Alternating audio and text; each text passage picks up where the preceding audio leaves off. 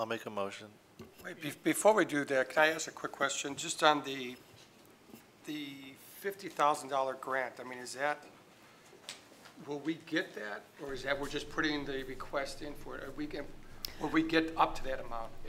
Yes, so the grant, we can write it up to 50,000 and it's a matching, so we have to match 50, but the project that we're going to use it for and do the application for is well above $100,000, so we'll get the 50. So upon approval, they'll send me the 50 right away, and then, yeah, I'll just. All right, sounds good. Thank you. Mrs. Robinson? Clarifying, it's not a competitive grant where we have to be ranked. If we have a qualifying project, we will get the money. Is this the first year they've had that? Oh, no, we've received the grant several times. So last year, the grant we used to do new access points into our building, the new key card swipes. The project was just over 100,000. So again, we got the 50 matching, and then the board committed the other 50. And then a few years back, I can't remember 2019, but I can't remember the project. This is a fairly annual thing in the state budget. When they've got the revenues to support it, they will fund another round of school maintenance grants. Thank you.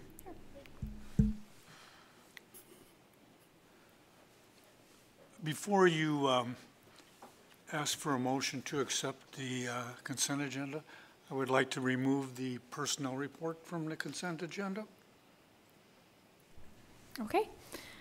With that, I need a motion to approve the consent agenda with the removal of the personnel items. I'll make a motion to approve the consent agenda without the personnel report. Second that motion. Mr. Shaneberg? Aye. Mr. Blount? Aye. Mr. Cronin? Aye. Mr. Sartorius? Aye. Mr. Skorzynski? Aye. Ms. Foss? Aye. Mrs. Conquest? Aye, motion carries. And then with that, I need a motion to approve the personnel items as presented. I would like to make that motion that we approve the personnel report as presented and displayed on the screen. I'll second that. Okay, roll call, please. Mr. Skorzynski? Aye. Mr. Sartorius? Aye. Mr. Blount? Aye. Mr. Cronin? Aye. Mr. Shaneberg? Aye.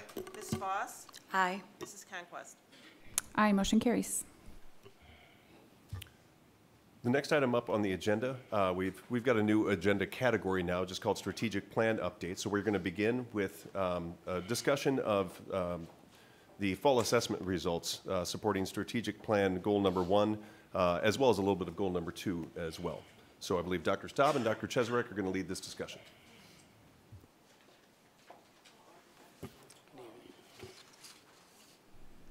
Hello, everyone. All right. If you guys remember, a few months ago, we came to you with an updated, not the updated strategic plan, but just some updates to our goals and how we are going to measure our growth aligned to our strategic plan. So the beginning of this presentation starts similar to that, where we looked at our process. It's cyclical, so we'll continue to review and revise as our students continue to achieve. So we want to continue to grow here in Minooka. Our first strategic goal that we're looking at is mainly that academic achievement and seeing improvements in our academic scores. So we're looking at a few different areas here, both reading and math, and we categorize those into readiness for first grade. So the first one is looking at student readiness for first grade, and that is actually measured by how the students are doing in kindergarten. So we started by looking at our fall scores from last year and comparing them to where we're at this year. As you can see, this is very beginning of the year, so we have to understand that some of our kindergartners come to us with preschool experience and some come to us without preschool experience. So we can expect a little bit of variability here. Within here, you'll see our current scores are at 65% of our students are meeting or exceeding the standards in the early literacy assessment. And then in the early numeracy, or math, we have 89% of our students. So Dr. Cheserek and I were looking at some of those scores today, and we were saying, oh, maybe a few more students were able to go to preschool the past year than they were compared to where our current first graders are. So we're seeing some growth there. We hope to continue to see that growth within math and reading for our kindergartners. Then when we look at our next one, we're looking at students will read on grade level by the end of third grade. Now, we're not only measuring reading in third grade, we're looking at reading across the board. But you can see here, we're starting out about the same as where we were last year with our reading in third grade. And again, we want to continue to see our students grow in that area. So we're at about 71% of our students are meeting or exceeding on our fall reading benchmark. This is the cohort data that we pulled for you guys last year and started to do so, or started to look at. So what we're looking at here is you can look straight across the band and look at like first grade. How did first grade look in 2018, 19, 21, as well as 22? But then you can also follow the colors down so you can see where was fourth grade. They're in that golden band. So where were they when they were in first grade and third grade, and where are they at now? The numbers that are written in blue in that last column are indicating that we are at or above the grade level norm.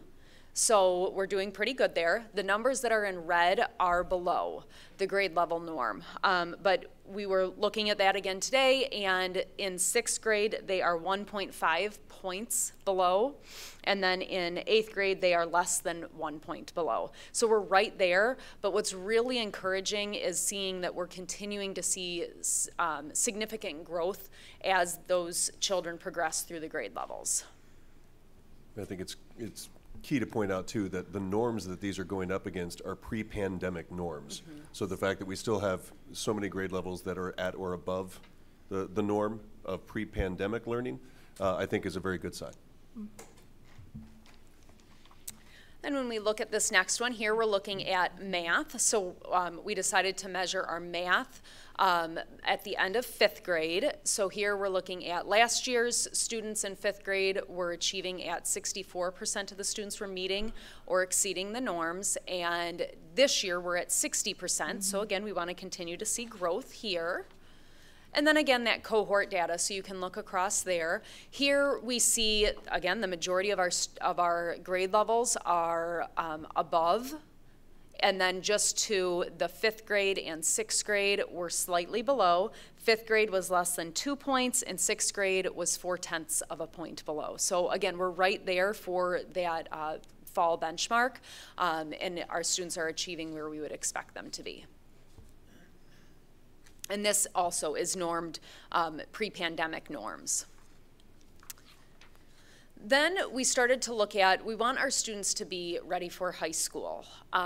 So where we're at right now is measuring that, again, by looking at our MAP assessment in both reading and math for our eighth graders. So you can see where we were last year and then where we are this year. And I know that Dr. Mann is going to talk to you guys a little bit more detail about a broader picture of where we want to see our students when they graduate from us. So we're going to expand upon this as we dive into that process this year. This one here, you guys might remember these from previous years. This is our growth. So we want to see the students at that gold diamond. The blue bar is what the growth that we actually experience. So you can see in math, we're doing great. We've surpassed the math growth targets, or we're right there with all of them. So again, our math is looking really strong. Here we're looking at reading. And in the grade levels 2, 3, 4, and 5, we're pretty strong there. That 6 and 8 is, if we remember back to that cohort data, that 6th grade class and the 8th grade class were slightly below in reading. So that's, again, where we want to see a lot of growth. So we're really going to target our strategies with the 6th grade groups and the 8th grade groups this year. Then when we look at our science, our 6th grade and our 7th grade, we have some really strong science skills here. Some concern with 8th grade, but as Dr. Cheswick pointed out when we were meeting on this, this is where we're also focusing some new curriculum development and some new strategies within our science departments, specifically at the 6th, 7th, and 8th grade level.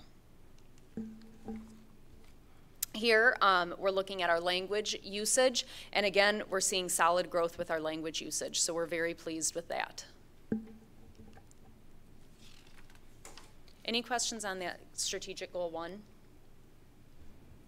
And again, this is these are the results of the fall map assessment. So this is kind of our springboard. Yes. This lets us know where we're starting the year at compared to where we ended last year. But that was fall to fall data. So it was, you know, you were comparing last year's fall cohorts to this year's. But this now guides our work for how we measure our growth this year. Yeah, I do have a question, if you Yes. don't mind. Back to slide 10, I believe it is. You might have to tell me the title of it. Okay. It's the high school ready, yeah, this one, sure. This one? Okay. Yeah, this is one that stuck out to me, and obviously it's a separate group of students. This is not Yes. any drop of any kind. This is one group of students versus another group of Correct. students. So my question is, as we go forward and get more MAP scores this year, will we be able to see this fall, for example, versus this winter versus last fall versus last winter? Yes. Okay. Yep. So that will be, we will show these sort of reports that will show us growth. And then we'll also continue to compare where were we at in the fall and where are we at in the winter, as well as where are we going in the spring. So yes, we'll be looking at a lot more data as we continue to build upon this year. Mine goes with this same slide. Is this, so high school readiness scores, is this just 8th grade? Is this everybody? Like, what goes into these percentages? This right here is 8th grade students that are at or above the achievement norm. So a norm is where we would expect all 8th graders to be, so that's considered on grade level. So in reading, 64% of our students are on grade level, and then in math, 63% of this current year's 8th graders are. But you're this specific slide is looking at two different groups of kids. Yeah. Correct, yes. Yes, so the fall 21 would have been last year's graduates.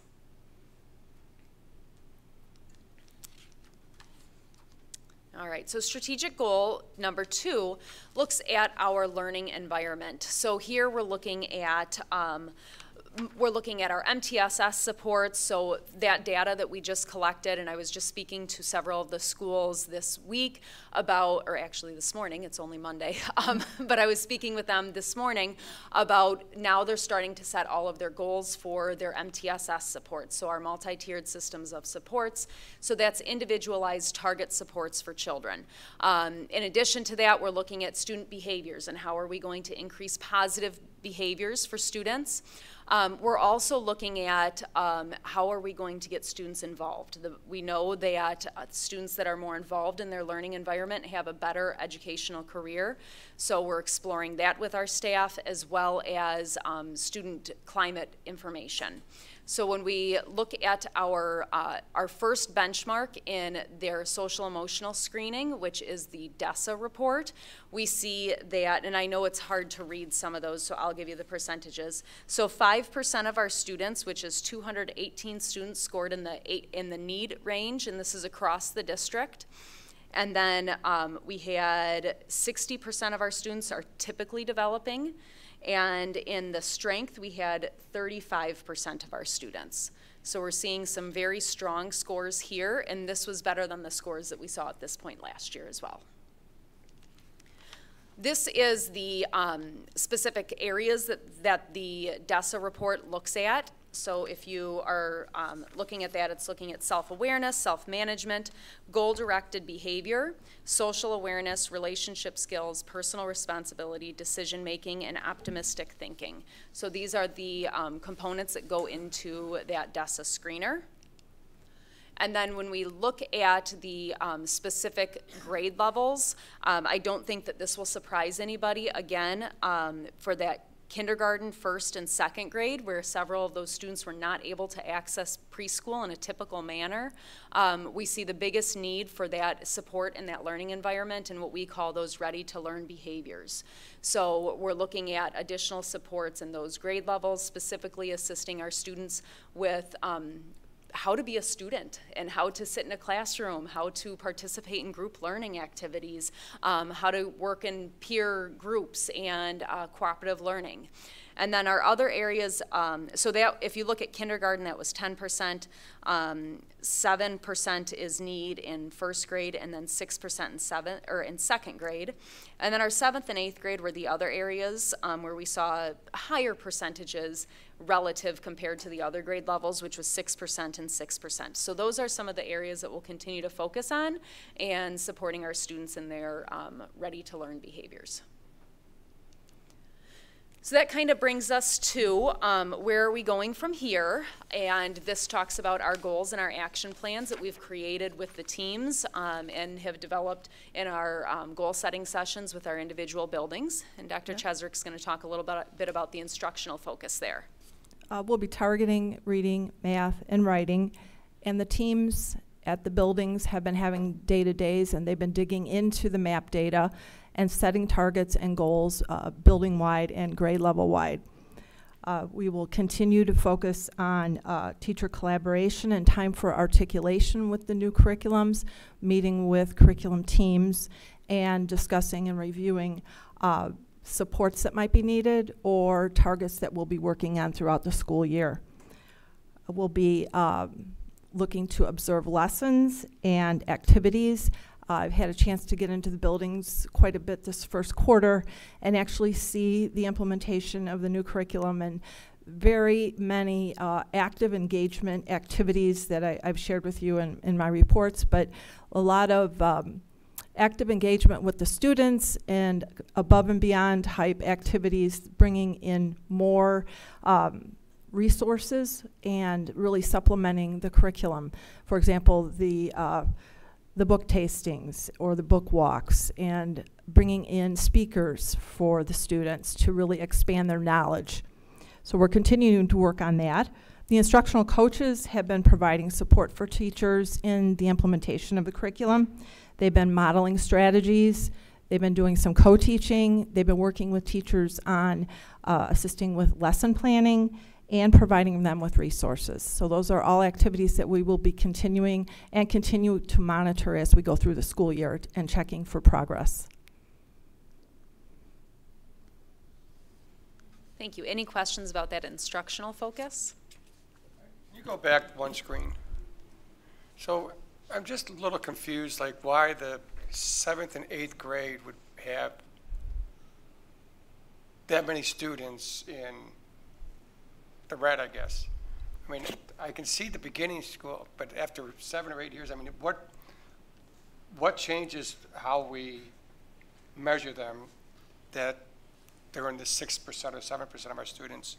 And that's something that our junior high is diving into also, but a lot of it is still remembering to be a student and how to be a student and how to act appropriately within the educational environment, that cooperative learning, working with peers, and like even peer mediations, and some of those coping skills are also things that we're working on developing. So even though those are the same things that we're developing with the younger students, we're developing those at a more mature level with the older students as well. So are you using the same benchmarks for the younger kids? And, I mean, or does it grow as the kids get older? Yeah, the DESA screener, it is age appropriate. So it's leveled out for grade levels, like what would be expected for a kindergarten student versus what would be expected for a 3rd grade student or an 8th grade student. Okay. Thanks. Of course. And are these questions the students answer? Are these screeners observed by the educator in how they behave in class or how they complete assignments? Or can you give us an idea of like what makes up this information? Yes, so this screener starts with the classroom teacher, and it's based on their interactions with the child. So it would be answering a series of questions about the child and how they perform day to day with observational data. So it could be things like whether they're following instructions, sitting still in class, depending on their age level, that type of thing? Exactly, okay. Yes. So that's what they're looking for, is how they kind of relate to the academic environment. Yes, okay. and how they relate to peers, and if there's conflict, how they handle conflict, or how they might handle being upset or something like that. Do the teachers have influence over this as far as how they interact with the kids? If their kids, I mean, not every kid is going to like their teacher, so is there? So yes, the teachers are the ones that actually fill this out, but when we talk about student behavior, we always talk about it being, it's cyclical as well. So a student's behavior is going to influence how a teacher reacts, and then how the teacher reacts is either going to increase that student behavior in a positive way or a negative way. So we talk about that all the time when we work with our teachers on ways to appropriately manage student behaviors and get optimal behaviors out of students. So we talk about that being a back and forth relationship, so it doesn't happen in a vacuum. How we react, we need to make sure that we're reacting in an appropriate manner to help a student. Thanks. Yes.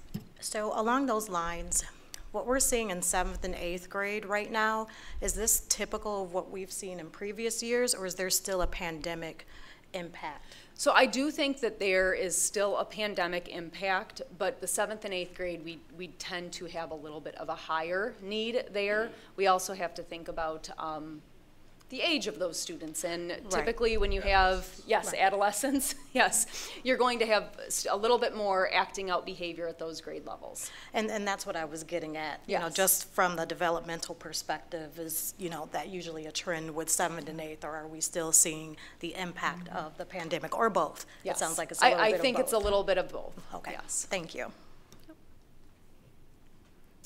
So then when we look at that learning environment focus, we're still going to continue to work through our pilots. We have 2 different pilots that we're using for our social emotional learning curriculum this year.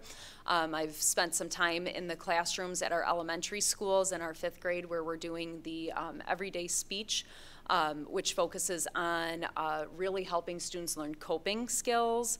And one example was how to work with disappointment, so or how to respond when you don't get the toy that you want, or something like that with kindergarten students. So they're very great learning tools that our teachers have been using there.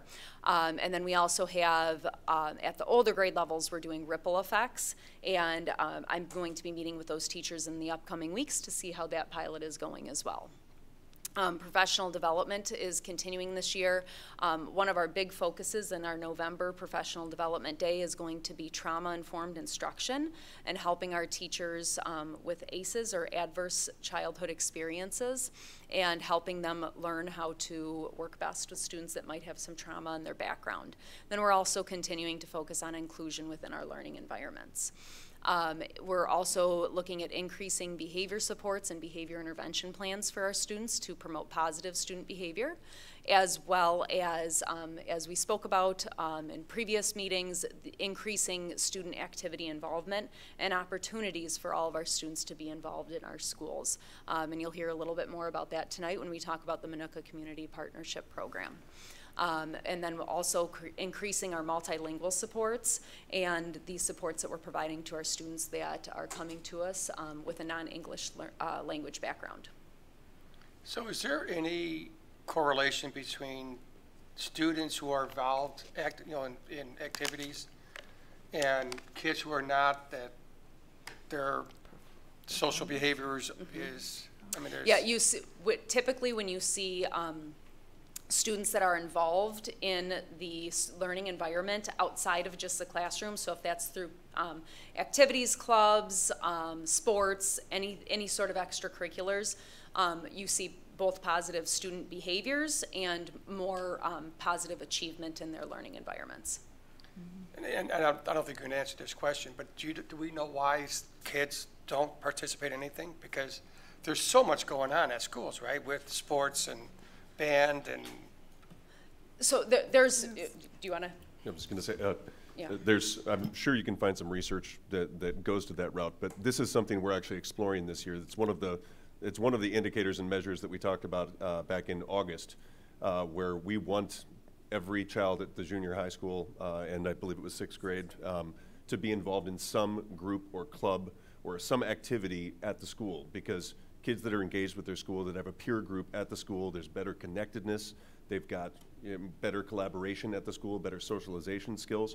So we are in the process, and the junior high is, going and doing the work to try to figure out how can we get more kids engaged, what activities are going to engage them, and the students that are not, what's preventing you from doing so? Is it just something that we haven't met your interest yet, or is there some other barrier that's in the way there?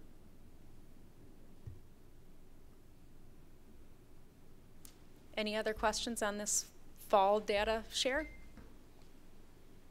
Do we have any data, and I didn't think to ask you this ahead of time, so totally get back to me if you don't have it, but on students who participated in some of our summer learning, our summer programming for bridging or, you know, supports or any of those things that were offered this summer, especially academically, on how that impacted our students, or maybe something to think about in the future?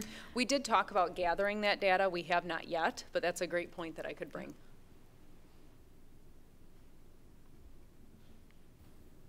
Other questions for Dr. Staub or Dr. Cheserek? Thank you very much, ladies. The next strategic plan update that we have is Goal 4, strengthen family and community engagement, communication, and collaboration to support student success. And one of the first ways we are going to talk about this tonight is with our new Minooka Community Connection program. So I'd like to invite Mrs. DiLorenzo and Mrs. Thompson to the podium.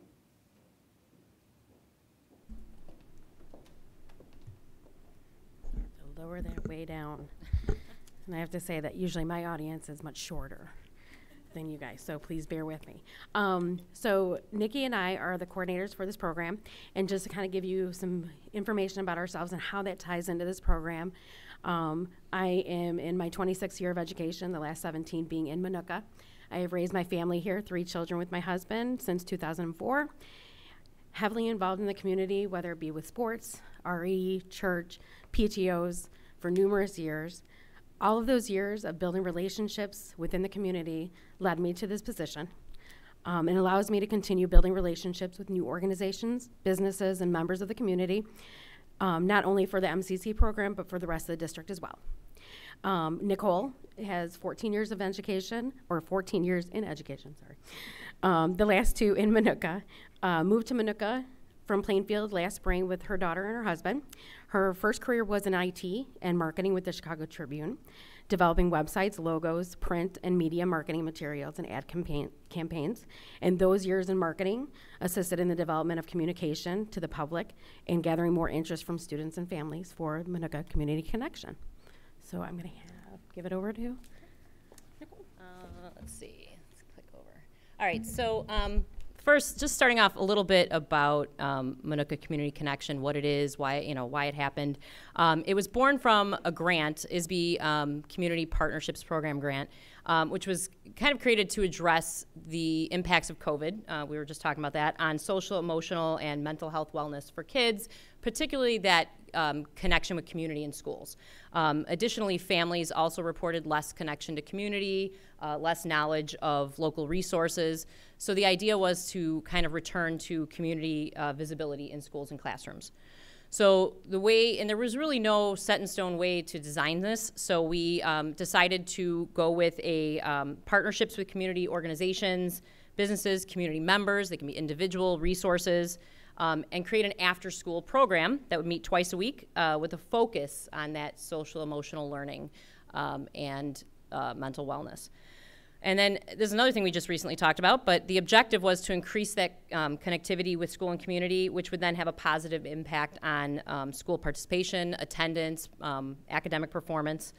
And then partners would participate by volunteering their time, either in the form of conducting presentations, workshops, you'll hear a little bit more about that in a few minutes, or if they couldn't do that, they could donate supplies, resources, snacks, or sponsor somebody who would be coming in and doing some type of a presentation.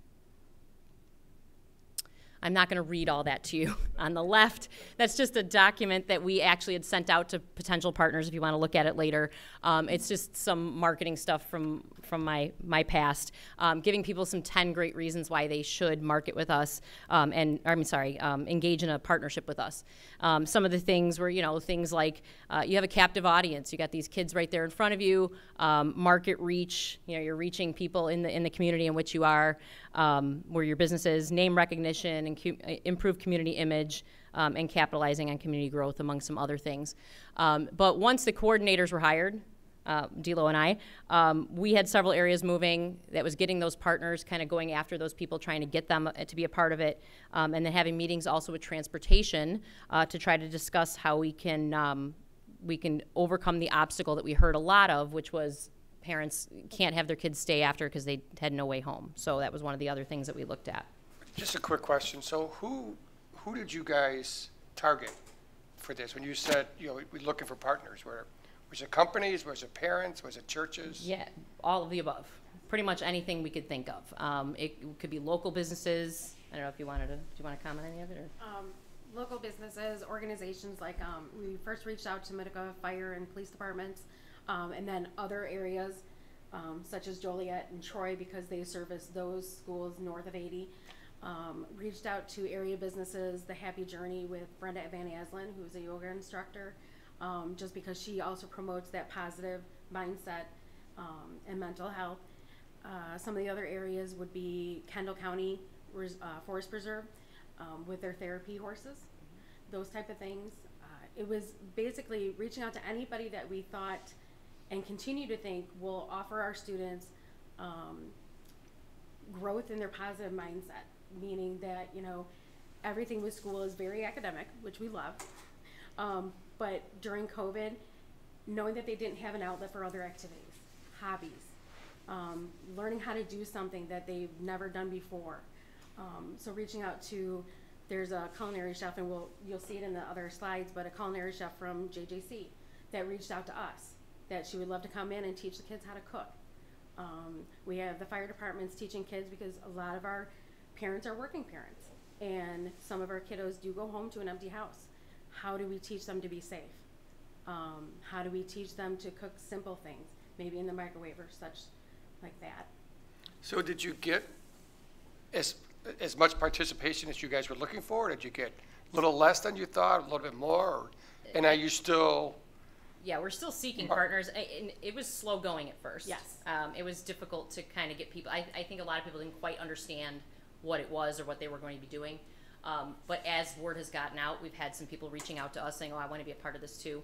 And especially once they found out that it was really just giving kids a snapshot of what it is that they do. So, for example, we've had a karate company coming out recently. So once they realized they could just kind of do a one-day, here's what we do, work with the kids, and then if the kids are interested in continuing that in the community, they can join, they can further that. So I think it's increased quite a bit recently. September was a little rough. We had, we didn't have as many partners as we had hoped, but now October and November are pretty full, and we have people signed up for the spring. So. Thanks. That's sure. All right, so this is just a quick snapshot of what's going on at the different sites. So initially we were gonna do all 6 schools, but we ended up combining MIS and MJHS at the junior high. We did not, you can see the enrollment numbers right now, they're not huge numbers, but we didn't cap the enrollment. We didn't say that we couldn't go beyond any numbers. We just had a deadline for signing up just so that we could, the logistics of putting it together, registration and all of that. And they kind of naturally fell into about 30 kids or so per site. A little bit less combined at the campus. Junior high kids weren't signing up quite as much, so we're trying to overcome that obstacle. The times, they start right after school at each of the campuses or each of the buildings. Junior high goes till 4:30 and the other ones go till 4:45. The reason for that is transportation, which is right below, you can see that blurb kind of right below there. We put together more of kind of like a shuttle system for the kids. So a bus picks them up at the junior high and takes them to their home elementary school so that they're closer to where they need to be and make it a little easier on parents to pick up, especially since many of them have siblings that are also a part of the program at the elementary buildings. So that bus leaves at 4:30, which is why junior high ends a little earlier. Leaves at 4:30, takes them over to the other buildings, and then everyone dismisses at 4:45 from those buildings. We listed who our site instructors are. Those are teachers, social workers in the district. And then after week 1, based on feedback from our site instructors, we realized the difficulty in managing 30 kids of such wide, varied grade levels. At the elementary, you got kids from kindergarten all the way up to 4th grade, and some with some, special needs. So they had expressed to us that it would be really helpful to have an aide. So we had added aide support after week 1, which are those individuals in that last column there. And then I'll pass it over to Melinda. So during the MCC program, we offer a snack. These snacks adhere to the district's policies and guidelines regarding allergens and nutritional needs. These snacks go through each of the schools' nurses, so that way we can compare them to the rosters and make sure that we're not giving a child that shouldn't have anything with gluten or wheat or dairy. We also have the snacks paid through the grant. Everything's ordered through Cindy Day, the food service director. I'm then in charge making sure everybody has snack, making sure they're telling me when they're low, so we can order more. We have special snack offerings through area restaurants. We just paired up with McDonald's, the Carnaggio Enterprises, who have always been very supportive in the community.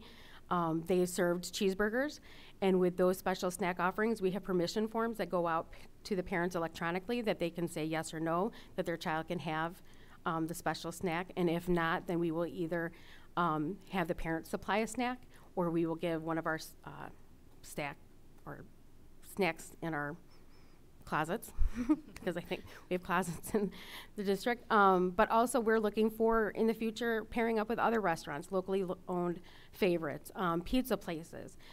The challenge that runs into there is making sure that we have the list of ingredients, we have the nutritional background, so again, we're giving children what they can have and what they can't have. Oh, I didn't realize you gave it back to me. So, going back to your original question about partners. So when we sat down at the beginning, when Nikki and I were hired for this position, we reached out to Minooka Police Department, Three Rivers Library, and a Happy Journey Yoga and Wellness. And those three jumped on board. We're very excited about where we're going to be taking this program. Since then, we've had 14 partners join us. They're all kind of listed there. There's some missing. We had, just as recent of today, MVP jump on board. We're going to be meeting with them soon to kind of give those kiddos that don't have the opportunity to go for baseball and softball some of those skills. So we're looking forward to adding them, as well as numerous other ones that we get a hold of. I keep forgetting to give it to me. Sorry. Which one? Sorry, I don't have this technology in my classroom. So the future of MCC partners, what's to come? So for various reasons, there's some of our partners that have signed up that are ready to go, for whatever reason couldn't make it this fall session, whether it's their schedules, a lack of employees. Those partners are going to be coming in the spring, so those include Kendall County Forest Preserve and Sunrise Center Therapeutic Riding. Corrigan Cattle Farm out of Seneca. They have 2 girls that are in 4-H. We are a huge farming community, but we hardly do anything with 4-H. So that's just giving kids another opportunity to see what's out in the world. We have seamstresses that are interested in coming out and teaching kids how to sew, you know, just adding to those hobbies. As I mentioned before, a culinary chef from JJC. Other types of partners would be individuals or groups that are going to teach or build therapeutic skills through hobbies, as I mentioned before. Cooking, automotive, journaling, drawing, illustrating. Nursing homes. We have a nursing home in Minooka. So looking at maybe bridging those generations, building our children's SEL skills, and teaching them how to socialize and understand what other people have been through. Financial institutions that we have in the area, just to help promote responsible relationships with money. So ultimately, Minooka Community Connection is looking for anyone, if you guys know of anybody that you'd like us to reach out to, who will promote our students to take interest in their own positive development that can carry over to their relationship with schools. So I have a question along those lines. Mm-hmm. Have you reached out specifically to the respective chambers in the different areas, the chambers of commerce, since they have such a wide reach and could make the ask on behalf of us? To a degree, but not directly to those Chamber of Commerce. Okay. So I've been in contact with our mayor, Offerman, talked to people from Joliet, but not directly to this Chamber of Commerce. Mm-hmm. That may be an idea just because they're so well connected, and so you may have some businesses or organizations that are a little hesitant because they don't have the full vision, but maybe working with chambers, for example, yep, they could kind of vouch for us, so to speak, or even extend our reach into the communities by sending out communications, yep, and saying, you know, hey, you know, if you're interested, yep, in this, you know, please let us know. And then you could have a whole list of organizations and companies that, you know, are willing to talk to us about it. So I would probably reach out to the chambers, the Grundy Chamber, the Shorewood Plainfield Chamber. Yep, You could reach Joliet out to Chamber. Joliet, the Joliet Regional Chamber of Commerce as well, and see what they could do for us. I think they would be more than happy to help. Thank you very much. You're welcome. So this slide specifically is the future, and we've heard a lot about lessons we can learn and what we can go forward doing and make it bigger and better and all this. But I'd like to take just a moment. The amount of work and time to build something from scratch, district-wide, and the undertaking, and I'm just in awe of the amount of work that y'all and the people who work with you have put in. So thank you for that, and everything that I'm hearing is really positive things. Thank you very much. Okay, show me again. I echo Adam's comments as well. Is it possible that you can post this on some of the social media pages? We did have a post that we put out. Actually, we got some people from it on the Minooka 201 page, but it has not been. We haven't done it again, so we probably should do that again. But yeah, we did put something out looking for partners, and we did get some people that contacted us directly. It's a great idea. Okay, so this is just a quick slide just to kind of cover what happens when we don't have a partner. Because there are, we don't have every single day filled with a partner coming out to do a presentation. And that's where our site instructors come in, and they've been phenomenal. We have great site instructors that have put together some wonderful SEL-based social, emotional, collaborative, team building type exercises with the kids and activities. So there's some pictures up there of some of the things that they've done. I wish we had taken more of everything that they did, but just an idea of some of the things they've done is journaling. You can see they did an escape room with a group of kids. They loved it. It was a social, emotional escape room. Sensory bottles, positivity activities, team building, cooperative gameplay. And the kids have actually expressed to us that they really love the non-partner days just as much. So, and that's really kudos to those site instructors for putting together some great things on their own. This is just, again, another quick slide. Just how do we communicate with parents and partners throughout? We've been using Facebook to post our newsletter. We do newsletter every week that kind of tells what happened and what's coming, and then some other information about, with pictures and some other things that they can expect, photos. We also put out partner thank yous each week. We go through PowerSchool, use Message Sender to send out those newsletters as well, so they're getting it not just on social media, but straight to their email box. Any updates, permission slips. We use a Google form for parents to let us know if their child is not going to attend or if they need early pickup. That was one of the challenges we ran into the first week. We found out that there were parents that needed to pick their kids up, but there's nobody in the office. So parents were like, how do I get a hold of this person who's, I know my kid's safe in the building, but I can't get them out of the building if I need them early. So we started using a Google form for parents to kind of send a quick message, and as well as remind for general communication, emergencies. The remind goes directly to me. So if anyone is not getting an answer from the other methods, then I can contact the different sites and let them know what's going on. And so that's, again, after the office is closed. And then you again. And finally, this is just the future of Minooka Community Connection. So what we're thinking of doing, first we want to expand the program as much as we can. So including various towns and areas that aren't in our area, are part of our school district. But also reaching out to maybe taking it to a regional or state level. We have FBI agents in our area. We have authors in our area, extending it out to them to bring something to our students. We also want to increase the number of students that we have in the program, which also means the necessity of increasing the number of site instructors and assistants so that we can maximize the most out of this program for our students. We also want to connect parents with our partners, which we have kind of done on a certain level as far as getting information to those parents when our partners bring flyers or bring information to our kiddos. But making those connections, because it wasn't just our children during COVID that struggled, it was our parents as well. Also to continue to grow MCC as a program that will promote positive learning connections by creating those positive learning interactions with our community. That's it. And that's it. Question. Can you please remind us the frequency that you're meeting? We meet every Tuesday and Thursday. The fall session ran from September to November. Actually, it's going to go through December 1st. And then we'll start up again in the spring from February to April. About 12 weeks each time. Thank you. Sure. You said Tuesdays and Thursdays? Tuesdays and Thursdays. And what is the optimum number of kids you'd like to have? I mean, it seems like 30 is the number, but. I mean, 30 is where it naturally fell. But could you handle 40, 50, 60, 100? I mean, I'm sure we could. We just need more site instructors at each location. It seems like 30 seems to be about the limit for an instructor and an aide. It's a pretty good number right now. It seems to be working pretty well. So I'd say if we doubled that, we're gonna have to probably double staff too. If you went back to their literature, they said they had a goal of 25% of the students, I think, so that would be 1,180, so we're a little short of that goal for now. But are these all the same 30 kids every Tuesday and Thursday, or do you not? Nope. No.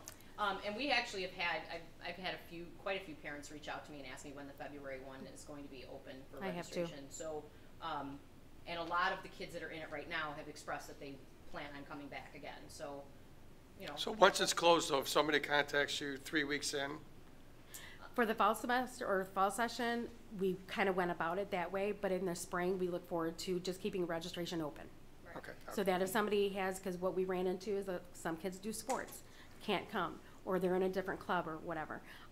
So moving it to the spring, we can open and keep registration open, so that way kids can join whenever they're able to, and not miss out. We wanted to kind of work out the kinks with the first, you know, and we did. We had a few things in the beginning that we were like, oh, we didn't think of that. We have to fix that. So, yeah, and we did have some kids who, didn't want to start till October 1st because in September they were in cross country or whatnot. So we allowed that as well. So the number has changed a little bit here and there, but we've actually overall added more than we've lost. Yeah.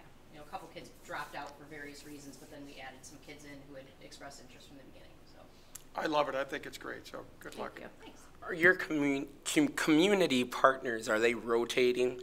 So like you have one business owner, they can't be at all locations at one time. So are they rotating each location? Yes. The only ones that are not rotating is, I should say, Joliet Fire Department, because they service Jones, and Troy Fire Department, because they service Walnut Trails. So those two are up at those two schools, and they don't rotate to the other ones. Okay. As of yet. Sure. But when we talk to a partner, we really encourage them to do all 5 locations at a different time, different week, different time. And I don't think we've had any that have said they didn't want to do They've been very open about rotating and wherever they can fit in, or wherever we can fit them in.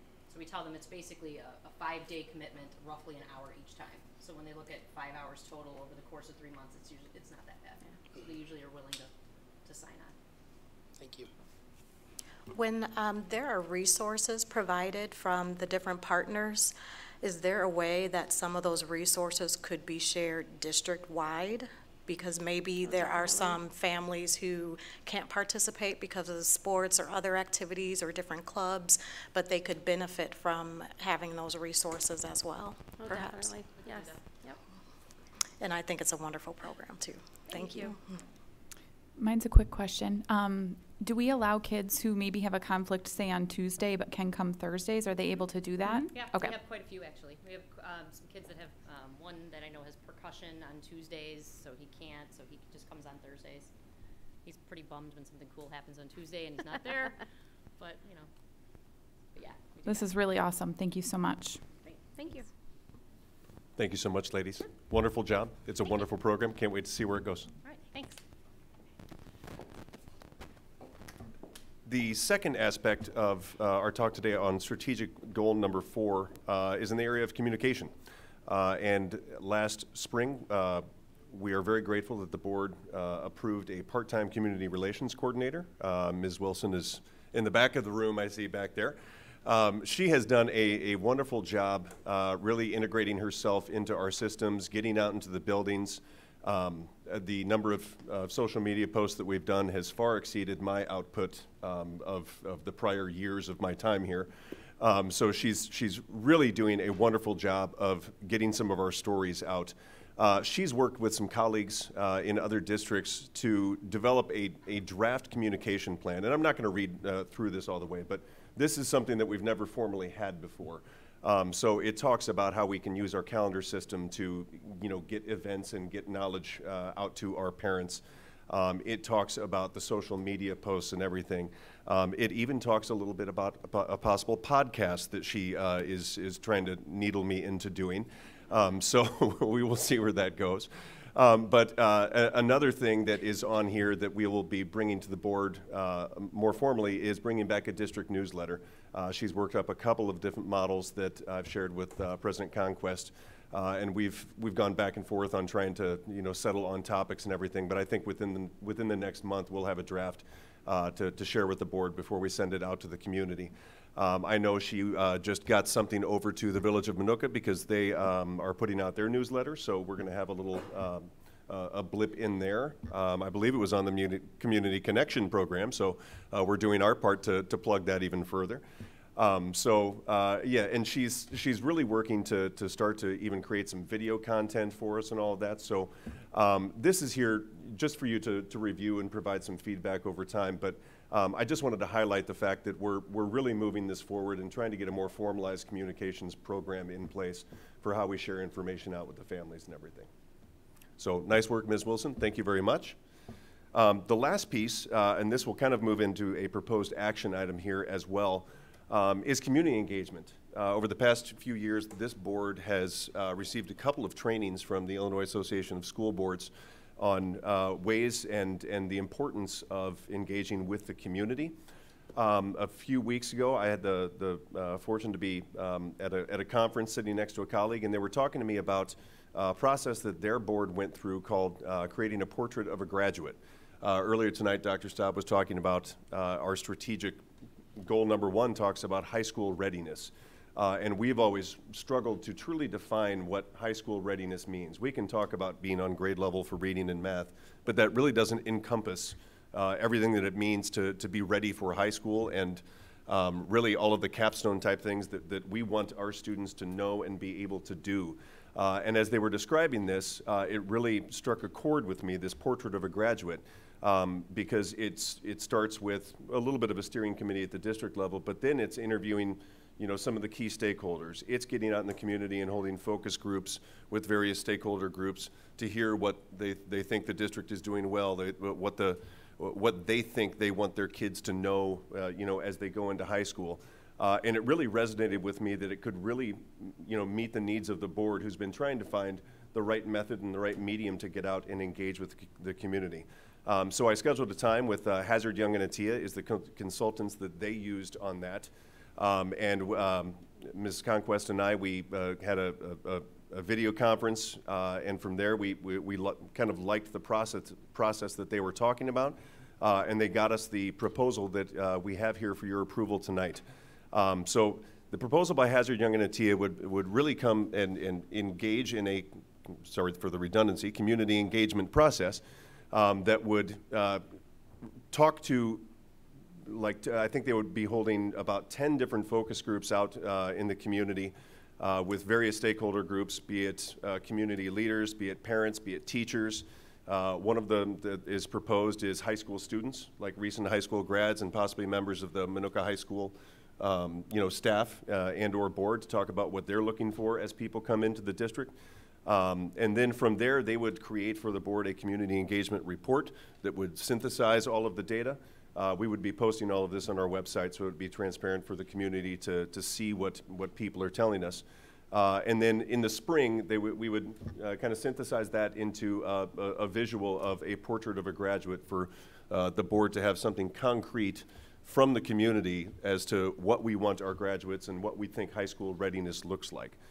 So I have brought this to you for feedback and hopefully for your approval. There is a cost of $20,000 that comes with this for them conducting the interviews, for them coming out and conducting the focus groups, and then meeting with the district to synthesize the information and help produce the final report for the board. But I would be happy to entertain any comments or questions that the board has. I think one of the facets of this is the community involvement and getting input from the community.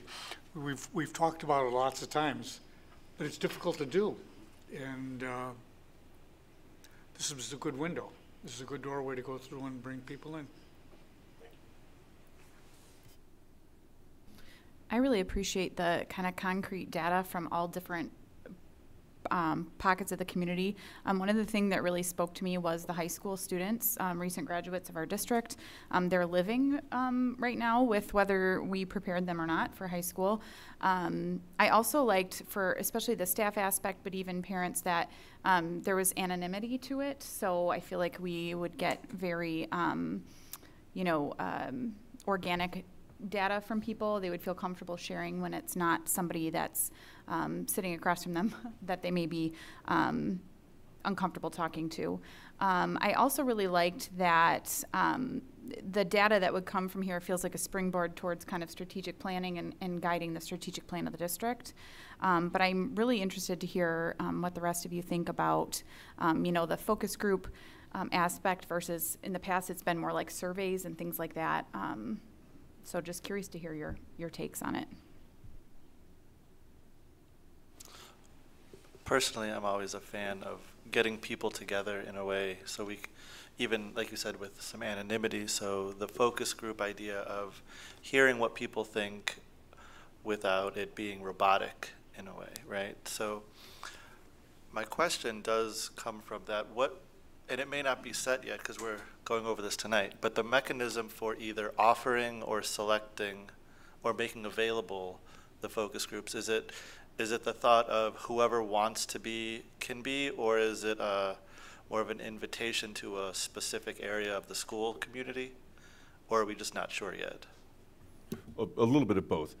So there is a limit to how many people can participate in a focus group, and so there will be a little bit, I would imagine, of some targeted invitations, but there's got to be some open-ended as well. It can't just be we're going to handpick the people that are going to be in the focus group. So that will be the final determination on that will come when we kind of meet with a little steering committee. But there has to be some open invites involved.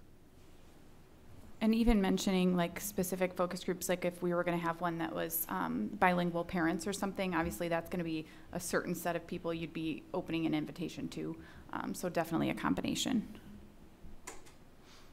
Yeah, I like the idea, and especially when you can have someone express themselves better, verbally versus just in writing, because some things can definitely be misconstrued in writing versus them speaking exactly how they feel about something. I think focus groups are highly effective when we can get people out.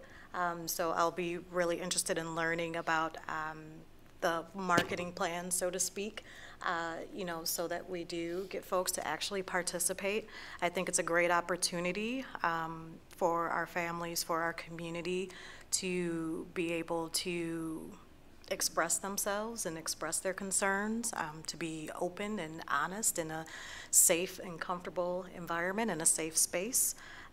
So I'm very appreciative of the legwork that you've done and that you've both done to sit down and have the conversations and ask the necessary questions. But I think this is a good move in the right direction.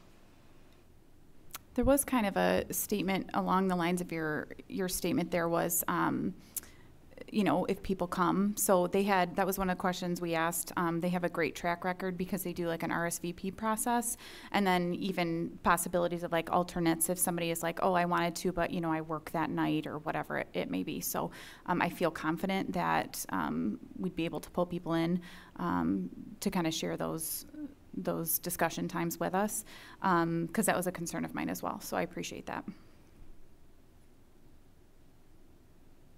Sorry, I wanted to mention something else that I like about it is that we're not just looking at our own district in a sense. We're looking at our district and then where we're going in 111. Whether it was teachers from 111 being part of it or students who came from our building. So I think that's not something that we normally do in our district, is to branch out to get feedback from outside of it. So I think that's great.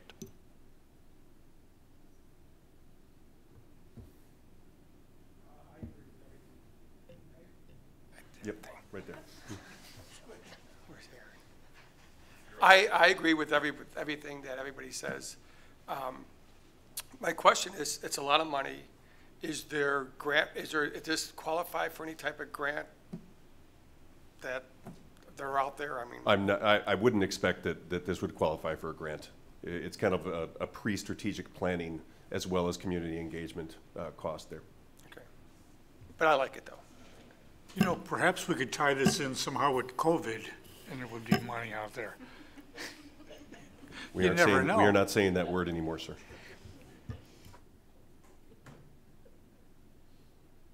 Anybody have any other questions, concerns?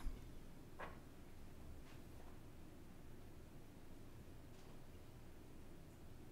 would ask for a motion. Yeah. All right, if no other questions or concerns, I need a motion to approve the Portrait of a Graduate Study with Hazard Young and Atia as presented. I'll make the motion to approve the proposal for a Portrait of a Graduate Study with Hazard Young and Atia as presented. And I will second it. Roll call, please. Ms. Voss, Aye. Mr. Skorzynski, Aye. Mr. Blount, Aye. Mr. Cronin, Aye. Mr. Sartorius, Aye. Mr. Shaneberg, Aye. Mrs. Conquest. Aye, motion carries. Thank you all very much. We will get to work on that and provide you updates as things progress there. Next action item is the acceptance of a donation of the Costco wholesale who has donated backpacks to us. Who is speaking on that one? I can speak on that one. Costco has in the past donated backpacks to our elementary schools, and this came a little bit later than it typically does this year because they had some logistical issues in shipping, but they just notified us about 2 weeks ago that they had all the backpacks in and would like to donate them to our district. So that includes school supplies. It's things that we can use for students, new students as they move in, or perhaps if a student has some sort of a tragedy where they might lose everything in their backpack or their school supplies, we could help replenish those or create a separate school supply for them at home if they need those supplies at home. So there's a lot that we can do with these backpacks, so we would like to accept this donation and thank Costco for this. Approximately how many backpacks did they give us?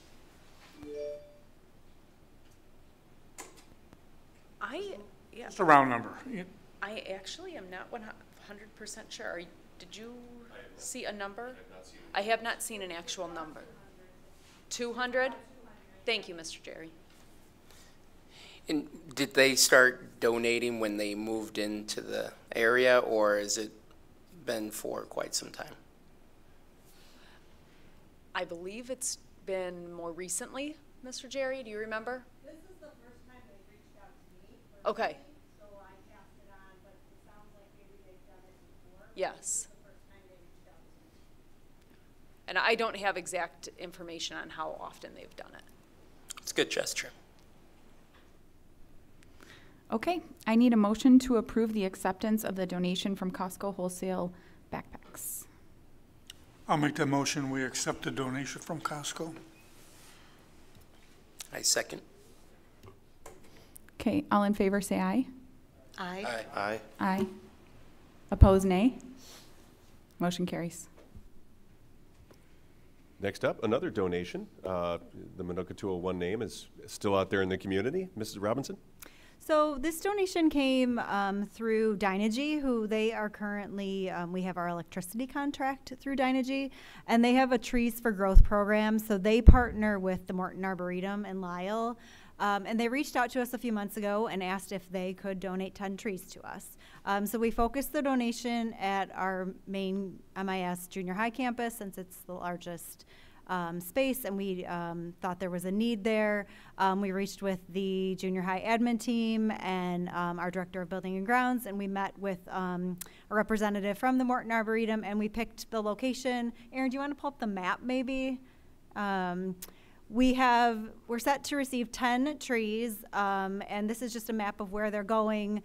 Down at the bottom, you'll see the 3 trees. That is right up against the junior high building, and that's it's just kind of dead space. It gets very wet actually, so nothing can really happen on that space. So they know that area gets wet, and that's why I don't know anything about trees, but the trees that they are suggesting will thrive in that location. And then along on the left side of the picture, those will go along near the track. What the junior high admin mentioned is that our runners mentioned that while they're running, it's kind of like a wind tunnel. On a windy day, there's nothing that really blocks the wind right now, so we're hoping that helps in that area. And then over at the top of the map, that is over by the bleachers. So really for spectators, there's really no shade. So on a hot day, if you're out watching an event or a track meet or a soccer game, there's really no relief from the sun. And so we're hoping that provides some shade. So we asked that the board, the kind of cool thing about this donation is our students plant the trees. So we have 20 student volunteers. They did 2 per tree. And so our students on November 2nd will actually come out and plant the trees. The Morton Arboretum will lead the whole process, and then the agreement that we're getting into is basically that we will take care of the trees, which of course we would like the board to approve the donation. We're very grateful for it. Are these trees that they recommended? Yes, on the bottom of this map, there's the different varieties. Again, I don't know. They picked based on the areas. They chose the trees. And you don't know what the sizes of them are? Well, I know that I don't know how big they will get. No, I don't actually know that. I know right now they're small enough that our students are planting them. So they're not, so they're small trees to begin with, but I don't know how big they will get. Yeah. We'll have Mrs. Robinson prepare a full 10-page report on each species. Bring in leaf samples? I'll do progress pictures yearly. All right, any questions? I need a motion to approve the Morton Arboretum tree planting agreement as presented. I will so move. I'll second. Okay, all in favor say aye. Aye. Aye. Aye. Opposed, nay. Motion carries. Thank you to the Morton Arboretum and what's the agreement? The Dynegy. Dynegy, Yeah. thank you. Thank you to the Dynegy for facilitating that. Our final action item of the night is the culmination of a few months of work with working cash bonds and really finalizing the details to replace a lot of the HVAC components of Minooka Junior High School. So Mrs. Robinson or Mr. Wysong, can you lead the board through this one? Good evening, everybody. This project is going to cover replacing all the antiquated univents. So this is the first part over there at the junior high. There's roughly around 44 univents that are going to be replaced. And instead of replacing with the traditional style, they're going to go with a vertical style, which actually provides better air quality to the space. They can actually duct it. There's several exhaust fans that are going to get changed, cabinet heaters, fan coils, as well as the antiquated controls for that section of the building. Now, from my understanding, I found out that they pre-pulled a lot of the wire already. This is prior to me. This last month, they've been working on the engineering portion of it, as well as they've walked contractors through to have a bidding process. And tonight, they presented that bid to the board for acceptance. Any questions on this? I was going to ask, I know we've worked with PSI before. Maybe you or Ms. Robinson, I assume of course, we're happy with what we've gotten in the past, and we have no issues working with them again. I know that we're on, phase 3, if it is, with them. So I would just be remiss before we go forward without asking that we're happy with what we're getting, the services, and the responsiveness, I should say. That would have to Yeah, the first project we did with PSI was, I might have the year wrong, but I feel like it was 2017 or 18 when we, like he said, we pre-pulled a lot of wire and we replaced a lot of controls throughout the district. The second phase was the work that we just did up at Minooka Elementary School. I think almost all of the punch list items have, I think we're down to nitty gritty on some of the punch list stuff. Like no HVAC system is ever perfect, but I think that one is almost closed out. MES? Yeah. Yeah, they still have some punch items list. They're still working on a controls portion that's not completed. For the last several weeks, I've been coming on the weekends to take care of some of the items that I pointed out and some of the items they did. And that's in my other report that basically they came out, I think, I forget the date, I have to look at it, but they started up the heating, got that rolling. They had to do some ductwork repairs, they did that.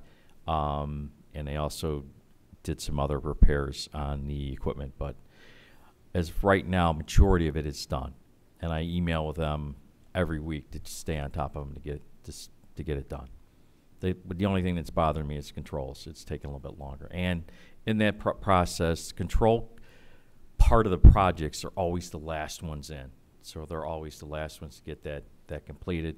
And once they get it completed, then we go through a process of just troubleshooting and debugging any other items that are there.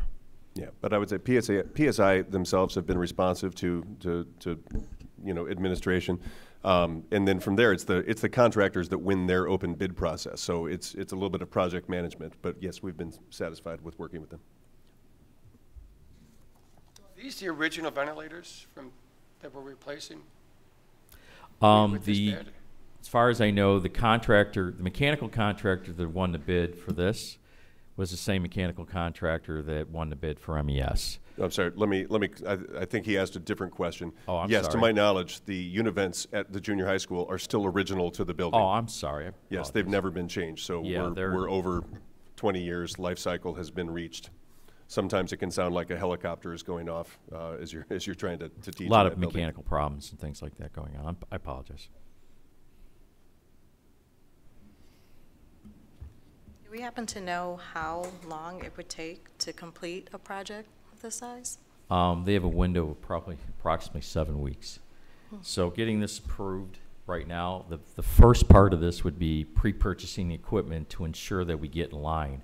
I think the lead time is 20 to 23 weeks, maybe even longer, to get the equipment. So the important thing would get it pre-purchased so we can get this equipment lined up to arrive at the beginning of June when they can start demoing and then start putting everything back together. But usually they have a window of 7 weeks to put this together. Thank you. Yeah, if you recall with phase 2, the first step we took with the contract was in January there was an agreement to basically reimburse the purchase of the equipment so that, again, we could get in line to get all of the rooftop units basically in pre-production. So that's why we've got this ready to go now. But yeah, the reason it's being brought to you in October is to get in line so that the lead equipment can start times to get, for everything is extended way out. Other questions? Okay, I need a motion to approve amendment number 3 to the contract with Performance Services, Inc. to allow for the replacement of the Minooka Junior High HVAC components as presented. Also move. Second. Okay, roll call, please.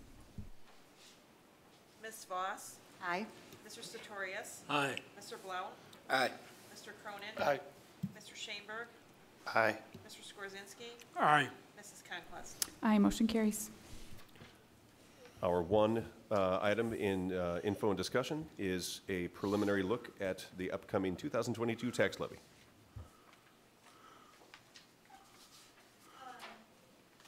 Oh, there we go. Okay, so our tax levy basically consists of 10 separate funds. So all the way over on the left of the screen, you'll see those 10 funds. And 7 of those funds have maximum rates, and we're already at the maximum. But you can see the band through the middle, the blue band, that's our IMRF, Social Security, and our tort liability funds. Those, we have some flexibility to actually levy the amounts that are needed. So you'll see what I've done is the first column is our 2021 actual levy, and then the next 3 sections are some possible scenarios based on the growth of our EAV. And so if you look at the IMRF and Social Security, where this year those amounts are $625,000 and $899. I've actually brought them down a little bit next year, and that is because our fund balances in those funds are pretty healthy, and I was able to bring them down in order to increase our tort liability fund, and that's where we pay for those expenses, the additional security positions that the board has just approved. I talked a little bit about that last month, that we would be increasing the levy to cover those costs. And so by taking down the IMRF and Social Security and then increasing the tort, it doesn't have that much of an impact on the overall tax rate. And then the final piece of it is the bond and interest, which is down below. That has also been adjusted to include our bond, any payments that we have scheduled. So taking all of those pieces into consideration, and then we look at the growth of our property value of the district. And so each year around this time, I reach out to all 3 counties. I've gotten preliminary estimates from Kendall County and Will County. And Will County is estimating over an 8% increase, which is very high. Just to give a little bit of history, our averages in the last few years have been 7.64, 7.88, and 6.15. So Will County over 8% is high. And then we have Kendall County. And it's a very unique situation. In Kendall County, we're looking at over a 30% increase. And that is due to, we had a previous 10-year agreement with the Kendall Energy. It's actually the Dynegy plant. There was a previous agreement that was in place for 10 years that valued the property at $100,000. And we've done some preliminary appraisals, and the property is being assessed around $41 million. So that is due to roll onto our tax roll, and that is why we're seeing such a large increase. Let me clarify right there. Okay. So the agreement was the result of a property yes. tax appeal, Yes. where the Property Tax Appeal Board ruled that they had been overtaxed, their value had been set too high. So the governing bodies agreed to set their EAV at 100,000 so that they paid less taxes over the past 10 years, instead of us having to write them a check for like $8 million in 1 year. So that the agreement was the result of an unfavorable PTAB decision for us. So we're caught up with that now. Yeah, 10 years is up. that has expired, so Good. so they got reassessed this year. Yeah. And so then the final piece will just be getting something from Grundy County, which I will. Again, this is just preliminary. I'll bring tentative next month, and hopefully I'll have something from Grundy County. But as of right now, I've used 6.5%, which I thought was reasonable based on the last few years. And putting the three counties together, that's looking at around an 11% increase. So typically, the typical is where we land. But this year, from what I have so far, we are definitely looking on the high end. So that would be the right side, and that would be. The overall tax rate would be this at 3.20. So just to show you, the yellow would be the estimate using that 3.20. So it's just slightly up from last year, but it's lower than it has been since 2015. So this is probably where we'll land based on what we know so far. But again, I will bring 10. No, the 3.2 is the most likely scenario. That's what I would estimate where we'll be at. High. So go back. So and when you say high, that means we would see low growth in the area, causing the higher tax rate, and that would be that 3.27. So that again would be, still less than it had been in the past few years. Based on the preliminary EAVs that Mrs. Robinson has gotten from the counties that have sent it, that there should be no way that we hit that low one. We've never seen the numbers adjust that deeply. Yeah. Somewhere between what she's showing as typical and high is likely to be the outcome. Right. Yeah. So that would be like 3.20 and 3.25. But yeah, unless something changes drastically, which hopefully I will know by next month. And then next month we'll also establish the public hearing. For the December board meeting. So, any questions on that? Thank you very much. I think our agenda got slightly mixed up, but this is normally when we would go to any board topics that want to be covered. Does anybody have any? All right, I have 2 then. I just wanted to remind you guys the IASB quarterly meeting is coming up. Please let us know if you're interested in registering for that. You should have received an email with what the learning topics would be there. I believe that's Thursday, October 27th, yes, if I'm right. And I think you need to RSVP by the 21st. Yeah. By this Friday is the RSVP for anyone that would like to attend that dinner. And then on your desk, you have the resolutions committee report. We would be looking for somebody to volunteer to be the delegate for our board. You didn't get it in the envelope? Okay, you can have mine. We usually all get them, but it is available online. I can send it to you as well. But we would be looking for somebody to be the delegate at the conference time to be able to represent our board in any resolutions that are put forth in that process. I know Adam did it last year. I did it the year before. It was virtual, so it was a little different. So if anybody's interested in doing that, has questions, we're able to answer them, or you can get back to me and let me know if you'd be interested in representing our board in that capacity. Anyone else? I did have a question on not that conference, but for the board conference in November. We've been receiving emails for different, agenda topics, and one of them was really different, that they were asking for a fee, and I didn't know if that was part of the registration fee. That was, I believe, the social. There are pre-conference workshops that cost extra at that conference. Okay. So if you wanted to go down, I believe early on that Friday, they have workshops, that do cost extra all day Friday prior to the beginning of the keynote speech. Okay. Thank you for clarifying. Okay, we'll move into administrative reports. Mr. Wysong, do you have anything else to add?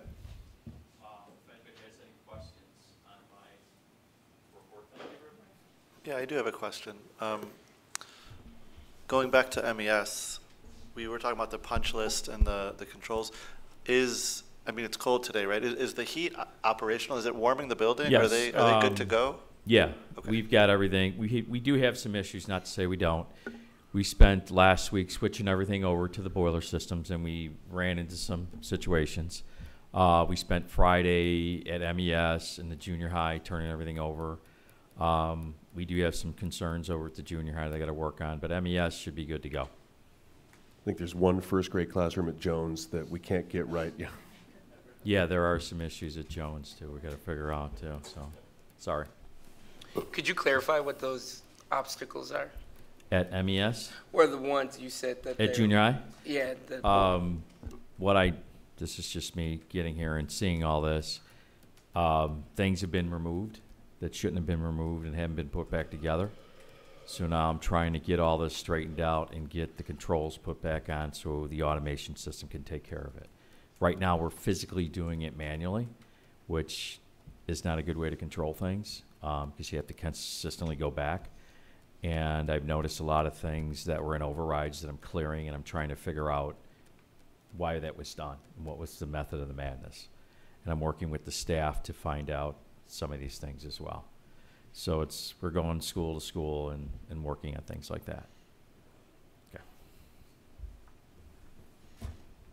Okay. How's your project coming out here? Good to ask.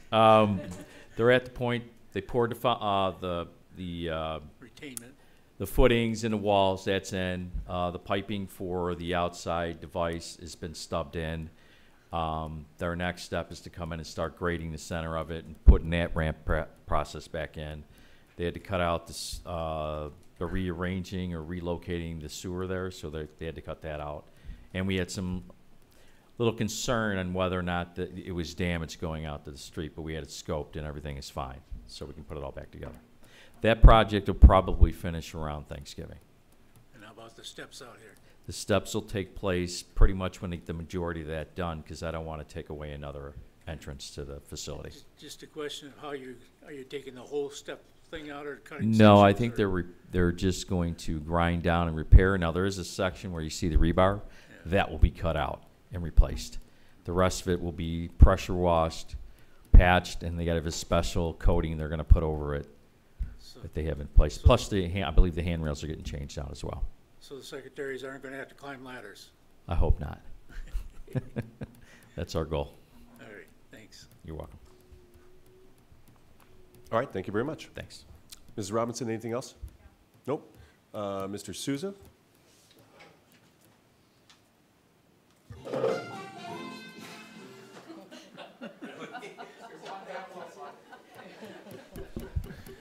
So good evening, good evening, everyone. Just wanted to say real quick just how proud I am of the tech team. The first quarter of the school year is over, to our surprise. You know, that whirlwind of all those projects and everything getting rocking and rolling. Just really proud of how everyone kind of stepped up. A lot of challenges at the beginning of the school year, as there always are, and the whole team really responded quite well. With that, we've already now started to look towards the 23-24 school year, and here's a list of projects kind of coming your way to the board meetings for new copy machine leasing, student devices, teaching devices, and E-rate projects. So I've listed kind of the project titles and the month that I'll likely bring to you guys for formal action. With that, let me scroll down. I'll talk about bus transportation here. I've got my little, there we go. So later this week, we hope to announce to a couple parents of a certain bus that we have this new application running on, where as a parent you can look on your smartphone to see where your child's bus is. And as in this graphic here, when the bus goes through one of the circles or kind of zone alerts that a parent can put in themselves, when the bus drives through it, it'll kind of beep their phone or ding their phone. This way, this should help over time. As parents like, hey, where is my bus? You'll see your bus is way down on South Ridge or something. You know it's going to be a while before they can get home. So we've been testing this out with one bus, or well, two buses right now, and it seems to be working pretty well. It all hooks into our Zonar GPS system, which is on the buses already. So if this works well with parents, we're going to announce this to bus 90, which is technically 16. So that's why some of this is complicated. But I hope to announce this later this week to those parents that here's instructions to self-sign up, log in essentially, create your own account, and then again draw kind of alert boxes near your house to be like, whoa, the bus is very close. I need to make sure my kids are out the door, especially when cold weather hits here in the near future.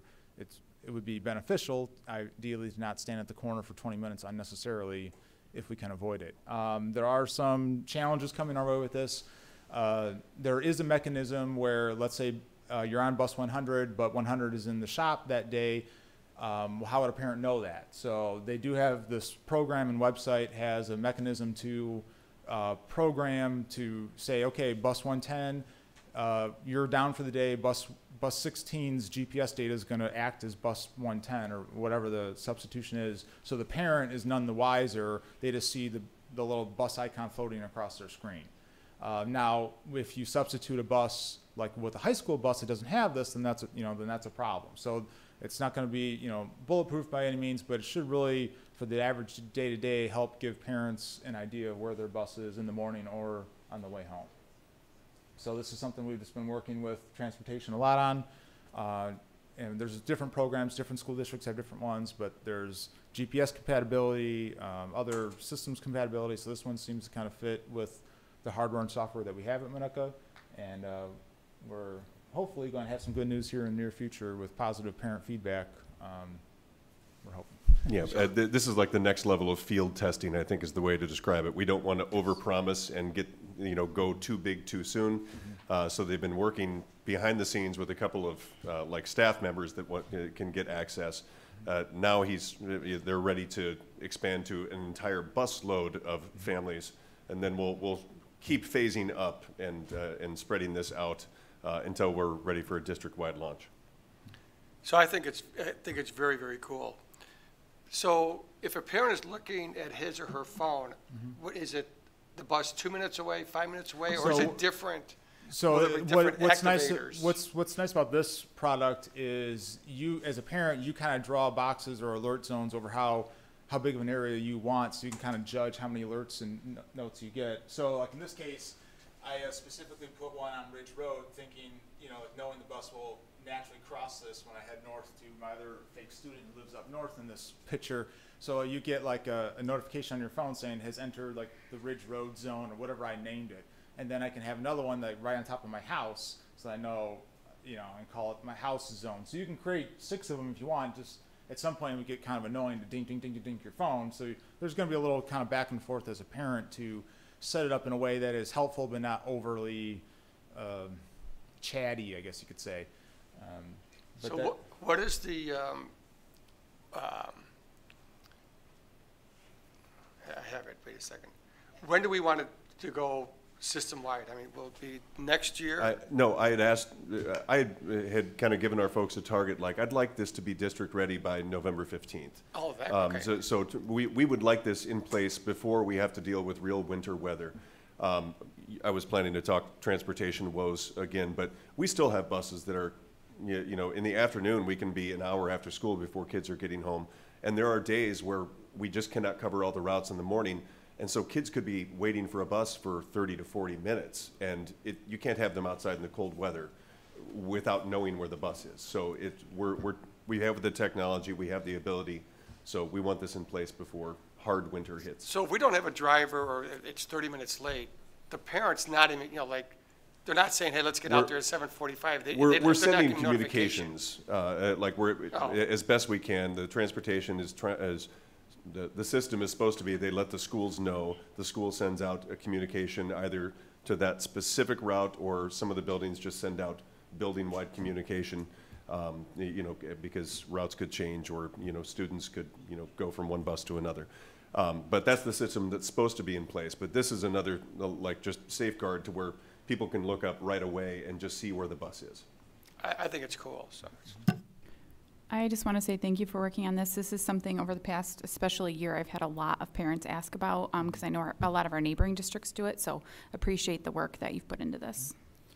No, thank you. Yeah, it'll be I'm still working on the best way to kind of capture the feedback from the parents, see like what they actually see, and, you know, and also then we can then put out better instructions. You know, so it'll be interesting to see over the next week or two what their feedback is. Hopefully they'll find it pretty informative and helpful. Although, quite honestly, I have heard from different vendors and competitors to like this system, and just talking to them, how, you know, you'd be lucky to get like 50% of the parent population like to do this, right?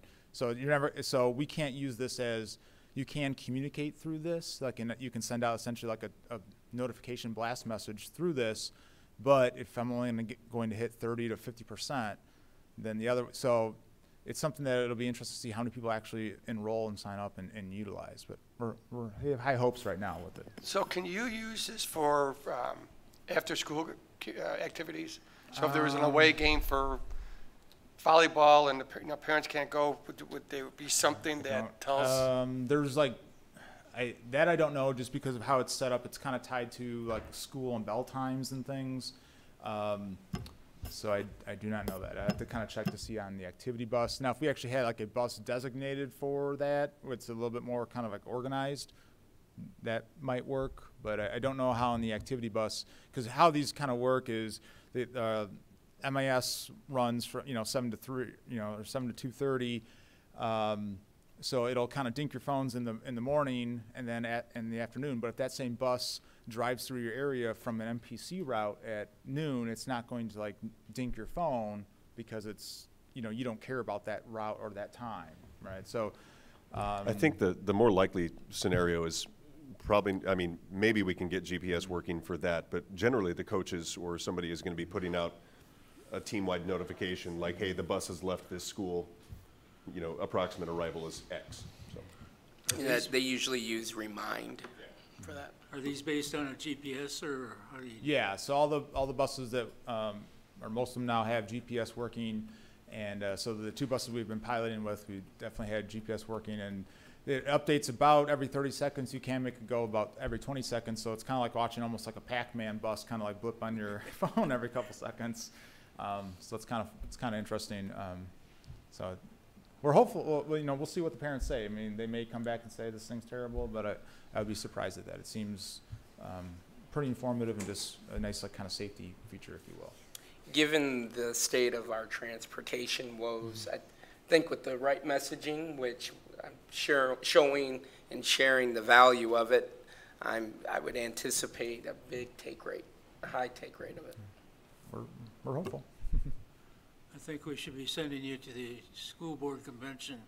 They have a lot of transportation people up there that probably have the latest and greatest. At least they'll try to convince you they do. Yeah, I know you can spend a lot of money on transportation.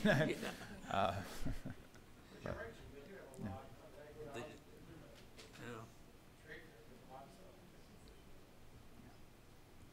Anything else tech-wise or possibly transportation? Just wanted to say thank you for your work on this. I'll happily sign up. Just let me know when. All right. And I think I speak for our entire leadership team and the staff that you're an amazing asset to our district with everything you do, sir, so thank you. Dr. Cheserek, did you have anything else to add? Sitting in the back of the room, makes for the long walk.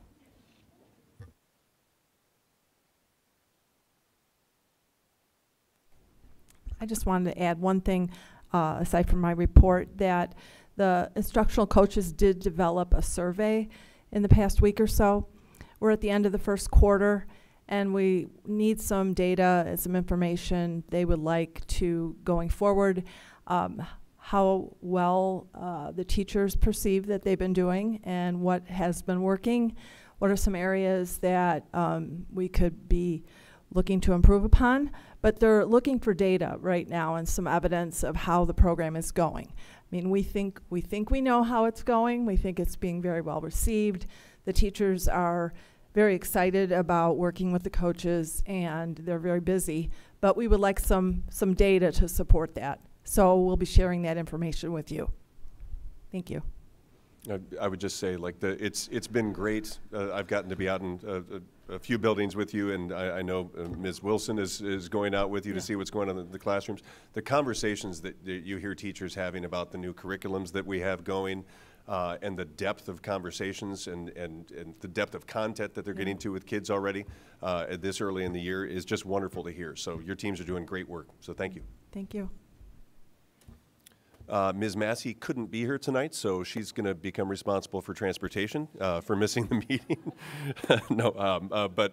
Ms. Massey couldn't be here tonight, but she continues to do great work at trying to recruit. Non-licensed staff is still the staffing shortages that we have, be it drivers or aides or paraprofessionals, and she continues to work with within our district and with various, advertising job opportunities to try to bring people in the district. So we will get a little written update from her to send out to the board. Dr. Stopp, anything? Just in addition to the talking I did earlier and my report, I'll keep this one brief, but I wanted to highlight within our multilingual populations, last year we started seeing newcomer students join our district, and a newcomer is somebody that has lived in the United States for less than 5 years. So last year we had our first newcomer, and now we're at over 30. Already this school year. So our district is definitely welcoming a lot of students from very diverse countries. I believe we have newcomers from over 6 countries as well. That speak over 6 languages from over 9 countries. So we met, Ms. Martinez and I met with our advisors from the state to make sure, are we doing everything that we should be for these newcomer students? And the state actually said, you guys are going above and beyond, you're doing everything that you should and then some. So I want to compliment our multilingual teachers and our general education staff as well for all that they're doing for our newcomer students, as that has definitely added a different layer to our multilingual services. So kudos to them. May I ask which countries?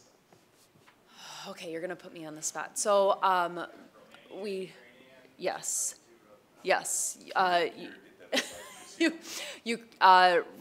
Ukraine is one of our newer ones.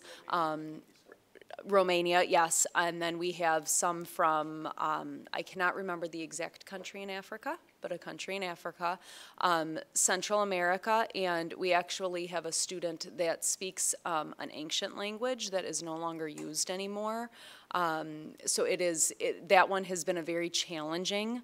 He is from Central America, but the language is no longer spoken. So we are really learning a lot about his culture and working with his parents to help him learn our language, almost like he's learning Spanish and then English to try to assimilate within our schools. So that was going to be my follow-up question. Of those 30 students, where would you say on average, if you know, 1 through 10 on their, level of English?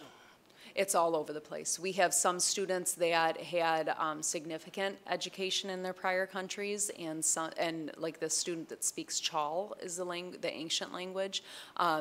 He had very little schooling. So it's a very wide array that we have of students here. Thank you. Just following up on that, like we're also, the Minooka High School is asked to partner with us a little bit because the influx of non-English speaking students or English as a second language has really shifted over the past few years to where normally they come to us when they're much younger, and then they tend to advance in their English skills to where they kind of exit out of that, or they test out of that program.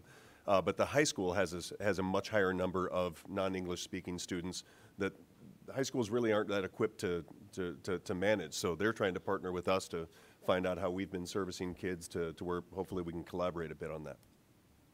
Do we happen to partner with any local organizations to help with the students? Yes. So actually one of our newest partnerships, so we've been partnering with other local districts over the last year. Ms. Martinez has brought that in. But one of our newest partnerships is actually with St. Mary's Church, where we are offering English as a second language classes to adults. So for the parents to learn the language that their children will now be learning as well. Excellent. Thank you. I know there's new electronic devices out that translate. Do you use those? We have, yes. So that's actually, Ms. Martinez and I spoke today. They're basically like earbuds or like headphones that you can utilize, and it will translate for you. We definitely do use those, but we do not want the children to become dependent on those. So it's something that we use to assist within the educational environment, but not just to totally depend on. Any other questions? I don't know, and I want to say this properly. Well, it would be good to, because we want everyone to feel welcome. And so, and I don't want to say the term retain, but just that everyone stays and feels comfortable, and maybe that number continues to grow. Well, you mentioned that there was 2 years ago that last year, and now there's 30. So that's a good number, because then I don't know words gain out or what, but you just want people to feel comfortable and welcome, right? You don't want to push anyone away. I had a work conversation with a colleague today, and they moved to one part of the state in North Carolina, and it didn't go well, and now they're moving away because they had some problems. So that's when I'm saying, we don't want that, right? We don't want to hear that same story.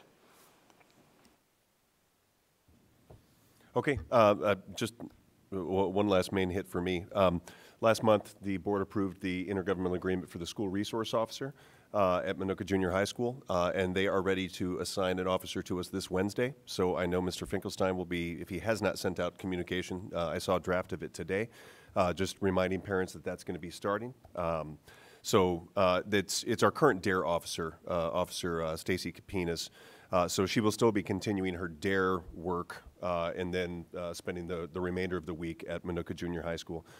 That's not necessarily a permanent assignment because they're still going through hiring processes, but she will be with us in that capacity at least through the end of 2022. So when we come back from winter break, we might have a different officer assigned to that role.